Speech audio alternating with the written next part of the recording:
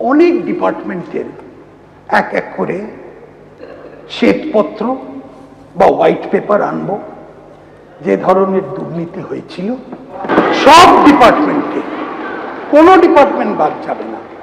কোনো ডিপার্টমেন্ট বলবে যে তাদের রিক্রুটমেন্টের মধ্যে এত দুর্নীতি কেন হয়েছিল, আর সব ডিপার্টমেন্টই কন্ট্রোলার আর অডিটর জেনারেলের যে রিপোর্টগুলো এসছে, যেগুলো আপনারা দেখতে পাননি এতদিন ধরে, আমরা কেউই দেখতে পাইনি, সেইগুলোকে আমরা পাবলিশ করে দেখাবো।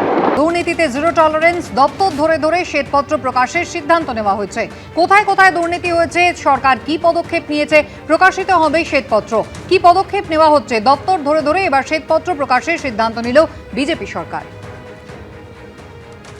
টাইমটা ওটা হয়নি, কিন্তু আমাদের মাননীয় মুখ্যমন্ত্রী, আমরা আপনারা দেখতেই পাচ্ছেন আমরা কোন পেসে নতুন সরকার কাজ করছে।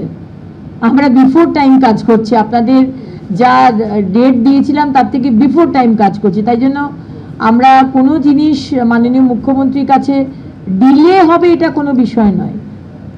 সুতরাং যতটা তাড়াতাড়ি সম্ভব এই কমিটি করে ইনভেস্টমেন্ট হোয়াইট পেপার যাতে এগিয়ে নিয়ে যাওয়া যায় সেটাই করা হবে।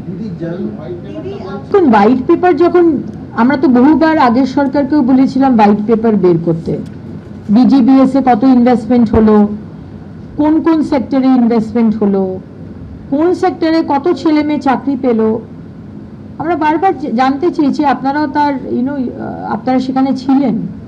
সুতরাং আমরা যখন নিজে থেকে বলছি একটা কমিটি মাননীয় মুখ্যমন্ত্রী গঠন করছেন, সেখানে তো এটা ভাববারই বিষয় যে আমরা জানাতে চাই আপনাদের আমরা কি করছি, কত ইনভেস্টমেন্ট এলো, আমরা কোথায় কোথায় কোন সেক্টরে ইনভেস্টমেন্ট আনছি, কত ছেলে চাকরি পাচ্ছে, এটা আমরা জানাতে চাই। এবার সেই ডিউরেশনটা আজকে ঠিক হয়নি, বিকজ আজকে তো শুধু কমিটি, কে চেয়ারপারসন হবেন আর কতজন থাকবেন সেটাই শুধু ঘোষণা হয়েছে। তো আমাদের খুব লং টার্ম এবং ডিটেলস প্ল্যানিং আছে মাননীয় মুখ্যমন্ত্রীর, আপনারা অপেক্ষা করুন।